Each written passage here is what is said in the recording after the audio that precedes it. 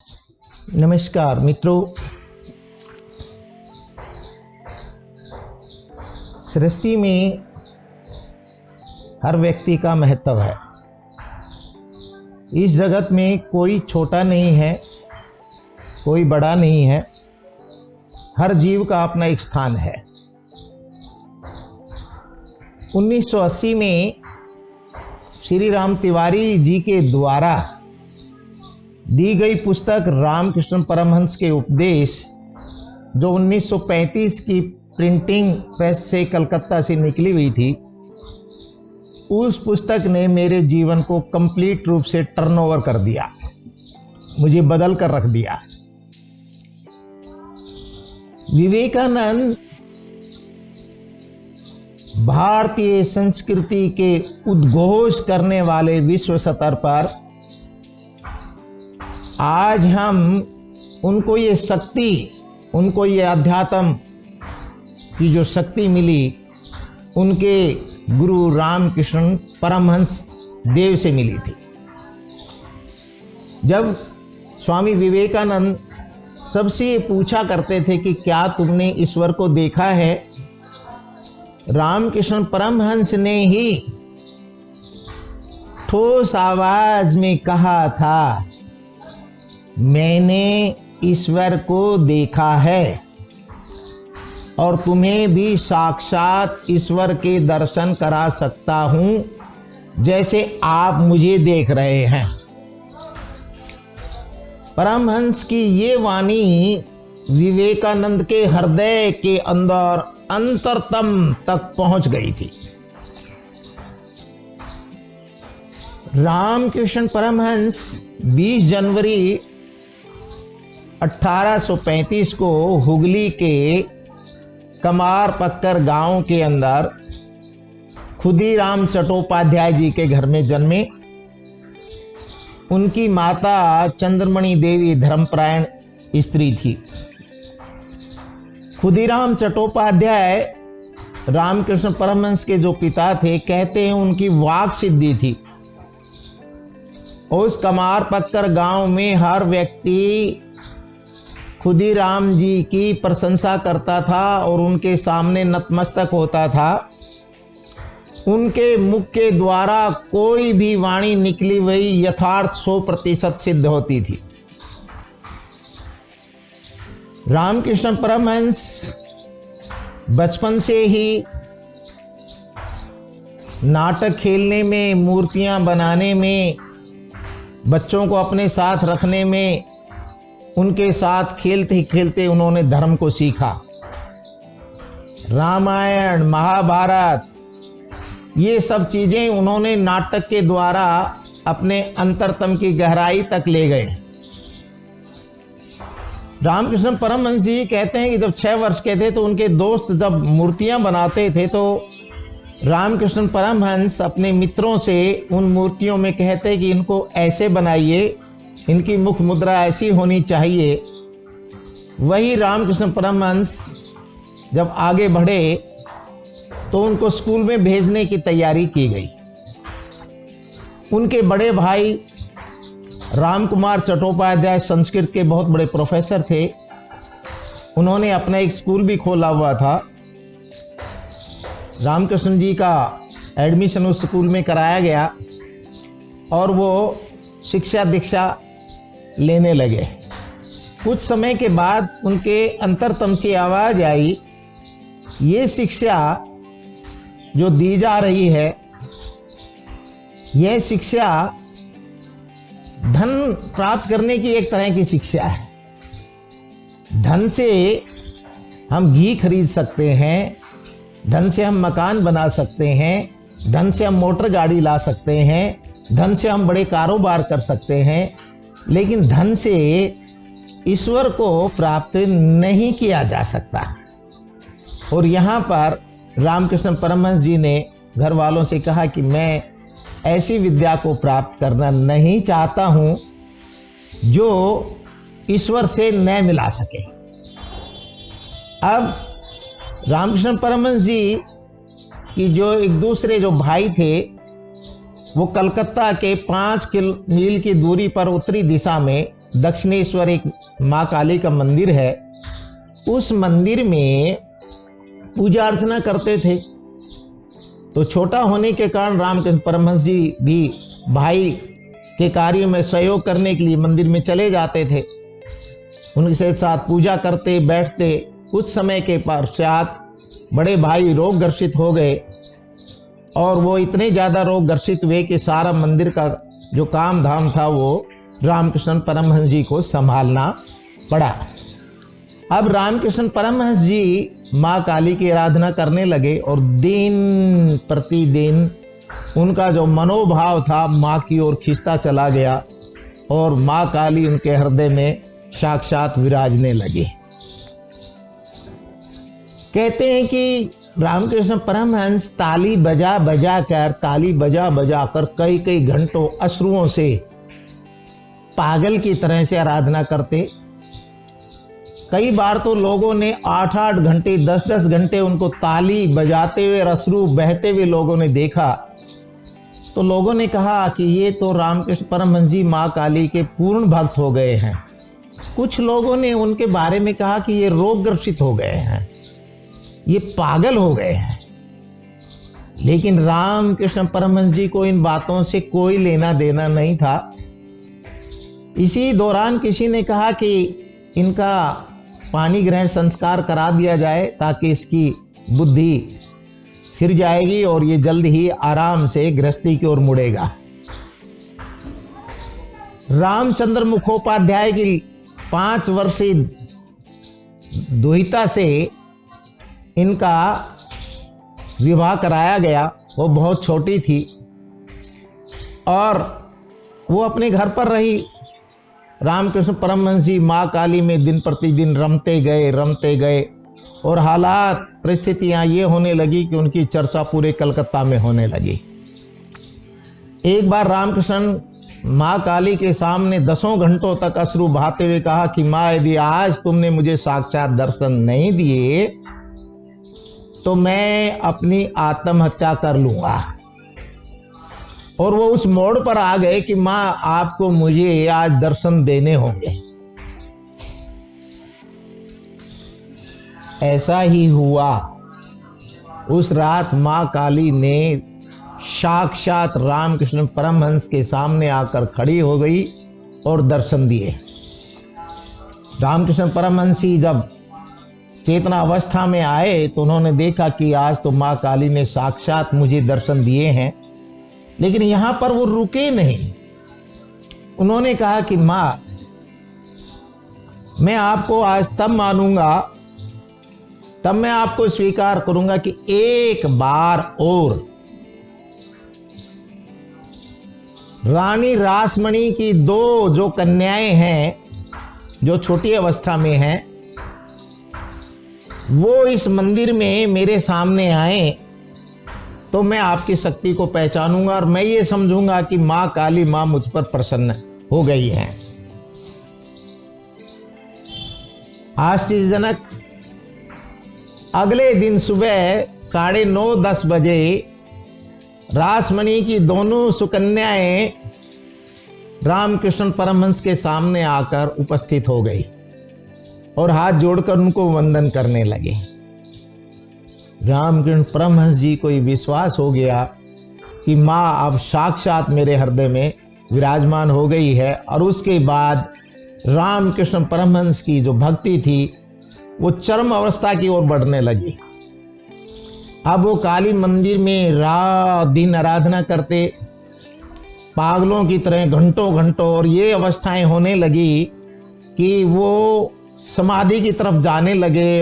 एक एक दिन 2-2 दिन उनको शरीर का कोई होश नहीं होता था। और बहुत दिनों तक जब उनका शरीर इस अवस्था में चला गया तो उनके भतीजे हृदय को जब ये पता लगा तो वो वहाँ जाते और उनको पीट पीट कर उनको चेतनावस्था में लाकर 2-4 गिलास उनके मुंह में डाल देते। कमजोर हो चुके थे, एक तरह से मवाद भी शरीर में से कई जगह से थोड़े फुंसियों के रूप में आने लगा। और अवस्था ये थी कि वो 24 घंटे में से कई कई दिनों तक उस अवस्था में रहते थे तो खाने का होश न पीने का होश, कुछ नहीं। अब उनके भतीजे हृदय ने बहुत उनकी उस समय सेवा की। कुछ दिनों के बाद ये देखा गया कि रामकृष्ण परमहंस जी जब कभी शरीर अवस्था में होते तो गंगा नदी के किनारे तट पर बैठ जाते। एक बार वो हाथ में सोना चंदन के कुछ आभूषण और एक हाथ में मिट्टी गंगा की लेकर बैठे रहे दोनों हाथों से, और माँ से कहते रहे कि माँ, इन दोनों में क्या भेद है? कोई भेद नहीं है, ये सब मिट्टी है। और उन्होंने वो मिट्टी और वो सोने के आभूषण गंगा में डाल दिए।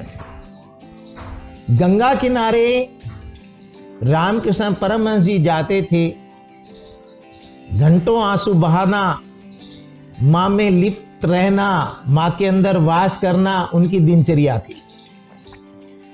कलकत्ता के सेठ मथुरा नाथ जी जो उनके शिष्य थे, एक बार उनको बहुत महंगा 1500 रुपए का कंबल, उन जमाने में 1500 रुपए का बहुत बढ़िया कंबल, शॉल जिसको कहते हैं शॉल, वो उनको भेंट दिया।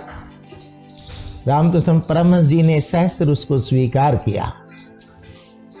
उनके जाने के बाद रामकृष्ण परमहंस जी बाहर मंदिर में आए और उस पर थूका, उसको मिट्टी में डाला और मिट्टी में खूब रौंदा उस शाल को, खूब मिट्टी के अंदर, अपने भावों के अंदर उसको एक तरह से, और उसके बाद उस शाल को ओढ़ा।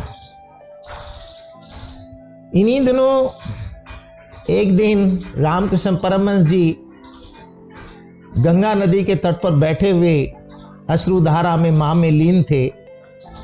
वहां एक संत जिनका नाम तोतापुरी है, जिन्होंने रामकृष्ण परमहंस को गुरु की दक्षिणा दी।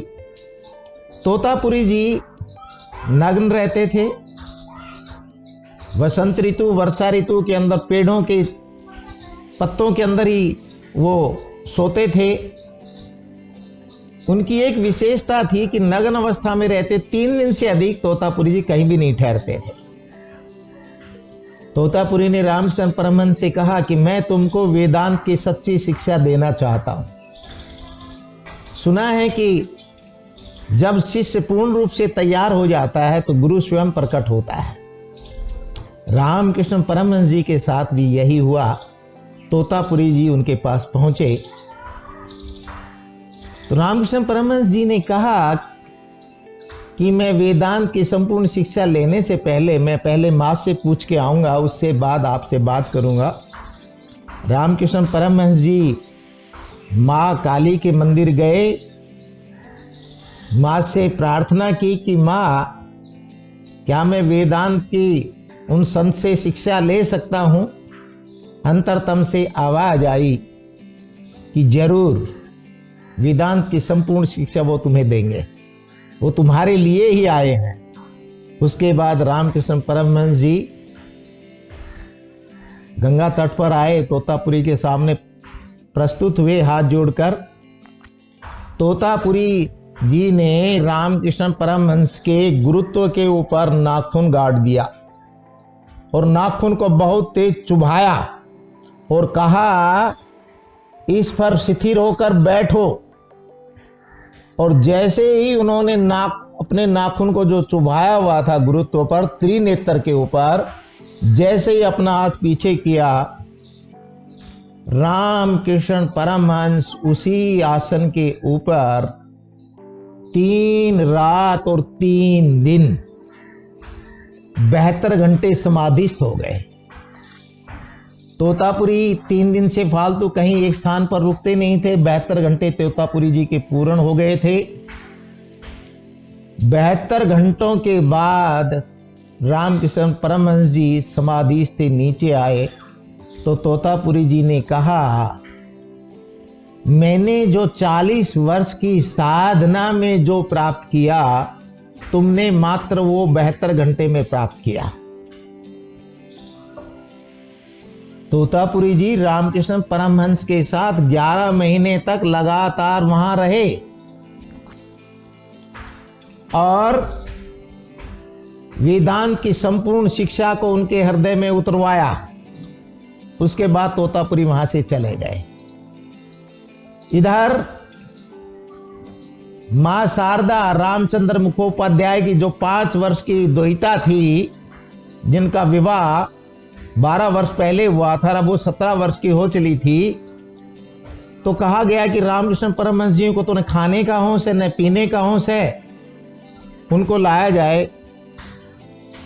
मां शारदा कहते हैं कि बच्चों को जन्म देकर मां 3-4 बच्चों की मां बनती है। मां शारदा तो लाखों नर और नारियों की मां बनी, आध्यात्मिक।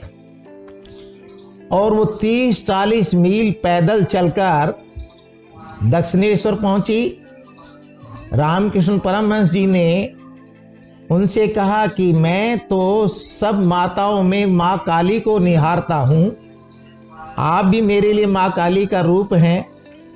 तो मां ने बड़े प्रेम से उनसे कहा, मुझे आप अपनी सेवा और शुश्रूषा करने दें, मैं आपके साथ जिस रूप में चाह रहे हो उसी रूप में आपकी सेवा करूंगी। रामकृष्ण परमहंस जी ने चंदन, अगरबत्ती का तिलक, रोली लगाकर उनकी पूजा की और मां शारदा ने जीवन भर अपने बच्चे की तरह से मानकर, अपने बच्चे की तरह से मानकर, अपने पति को अपना बेटे के रूप में मानकर उनकी सेवा की। ये संसार में अकेला एक ऐसा उदाहरण है, विवाह होने के बाद पति पत्नी के संबंध की बजाय माँ और बेटे का संबंध हो जाना। तभी तो संसार का एक महान सन्यासी जो नरेंद्र था, रामकृष्ण परमहंस के चरणों में बैठ के जो विवेकानंद बना, जिसने विश्व के अंदर अध्यात्म की पताका को फहराया और कहा कि ये वही हिंदुस्तान का बेटा है जिसे बाजीगरों का देश कहा जाता है। विवेकानंद ने विश्व में वेदांत का डंका बजाया और अपने गुरु के द्वारा जो शिक्षाएं उनके गुरु रामकृष्ण परमहंस ने अपनी पद्धतियों से, चाहे वो मुस्लिम धर्म हो, चाहे वो ईसाई धर्म हो, चाहे वो यमन धर्म हो, संसार के सभी धर्मों की साधनाएं करके रामकृष्ण परमहंस ने ये सार्थक सिद्ध किया था कि रास्ता अलग अलग हो सकते हैं लेकिन मंजिल एक है। वही स्वामी विवेकानंद ने विश्व के अंदर उसको स्थापित किया और पूरे संसार का कल्याण किया।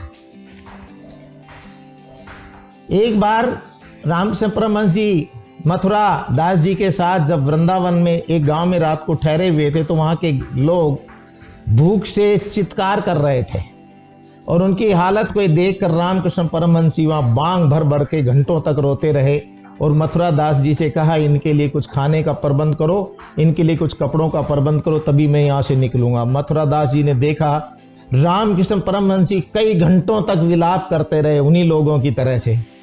दूसरे के दर्द को आत्मसात करके अपना बनाना और उसे स्वयं में प्रकट करना, रामकृष्ण परमहंस से अच्छा इस सृष्टि में कोई नहीं जानता।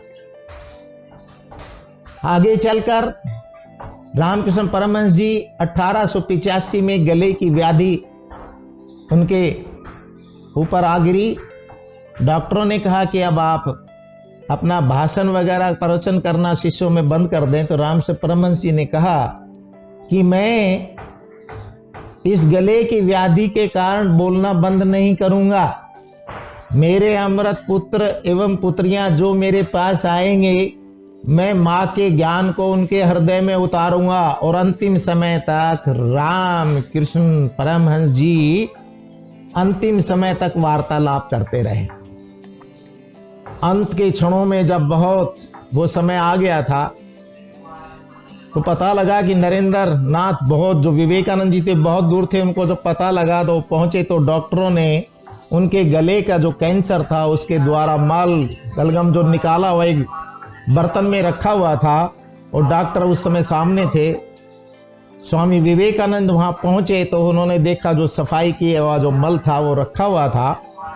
तो वो भावावेश में आकर रामकृष्ण परमहंस जी का जो मल गले का सफाई किया हुआ था, विवेकानंद जी ने उसको उठाया और अपने गले में उतार गए।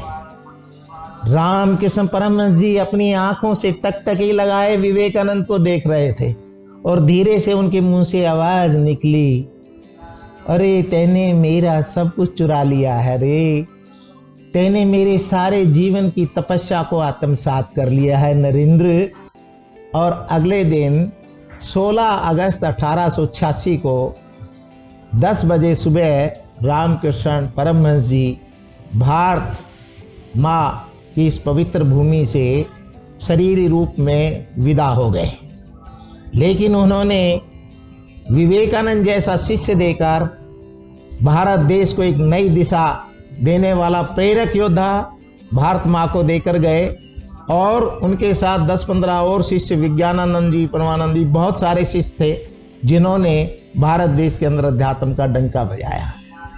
रामकृष्ण परमहंस जी माँ काली को साक्षात करने वाले, संपूर्ण रूप से उनके हृदय में विराजने वाले पूर्ण संत थे। आगे हम रामकृष्ण परमहंस के जीवन की घटनाओं का और वर्णन करेंगे। जय हिंद, जय भारत।